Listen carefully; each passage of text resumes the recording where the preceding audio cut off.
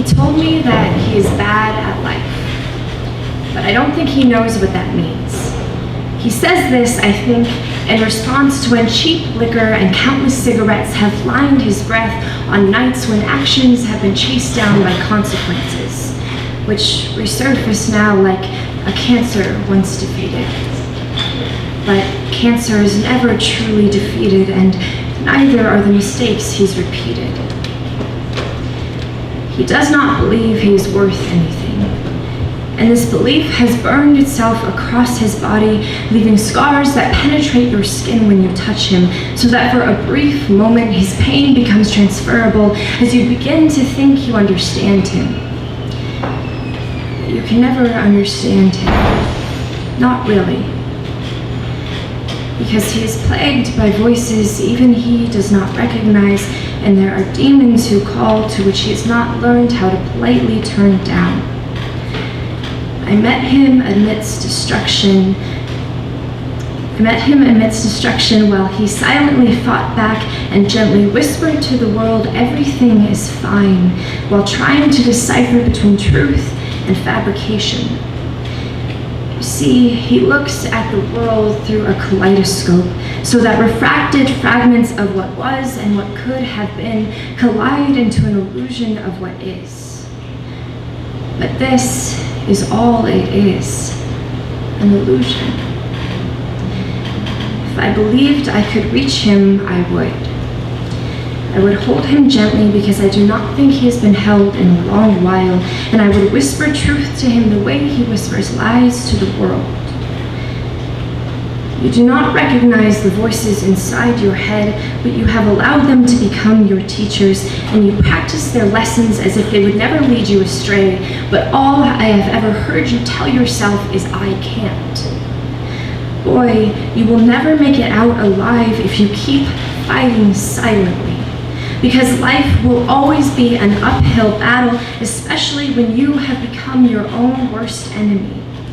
So start kicking and screaming, because though you have been stepped on and crushed more than most, you are still alive, and your heart is still beating, and your potential is crying to be touched. So pick yourself up, pay attention to the opportunities you have been blessed with, and pull yourself together, because your life is worth fighting for, and everything is not as bad as the illusion you've created makes it seem. If I believed I could reach you, I would tell you that the only person that can reach you is you. So maybe it's time to start loving yourself. You told me that you are bad at life, but I hope you never understand what that really means.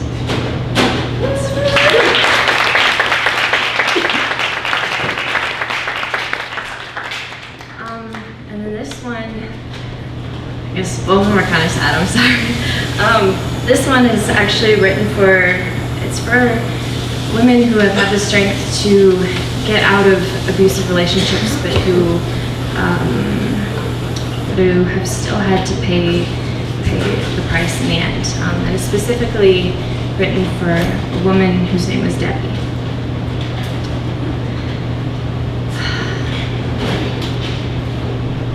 One second.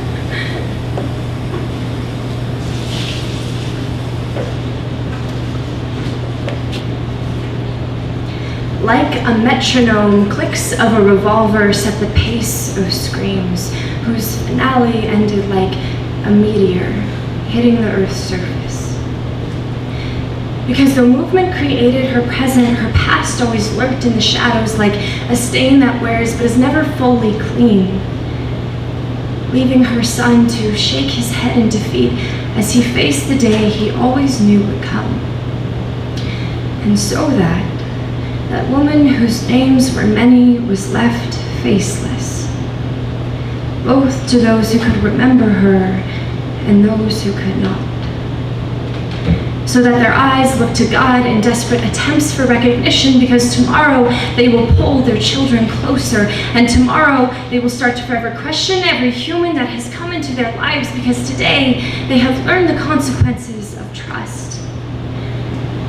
In the aftermath of pain infused with decay, and sirens muffled by cries have left them behind, feeling empty.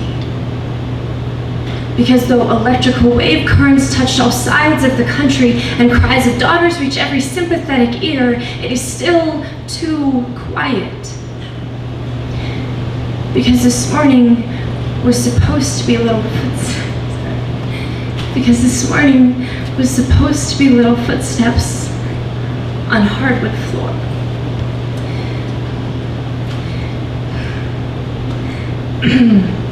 Because this morning was supposed to be excited giggles as they fed their new chicks. Because this morning was supposed to be parental sighs of relief from the first good night of sleep in weeks. Because this morning was supposed to be filled with joyful shouts of, "I love you, Grandma." Instead, this morning is filled with static and dressed in black, leaving sons and daughters to question what could have been done, or maybe what should have been done. Because now, fragments have embedded themselves in the hearts of those too young, so that feelings of the future will forever grow around the pieces of today. But if they look hard enough, these pieces can be seen glinting with a soft light. Because tomorrow, the quiet will slowly begin to lift, and a month from now, her face will again reappear, and a year from now, they will feel the recognition of God when they hear him speak through a warm spring breeze which gently says, "Yes, I see you." Because today has reminded them of the delicateness of her body, but also of the immortality of her soul. Because death is not finite to those who keep the pieces close, because in them, fragments of her very being live.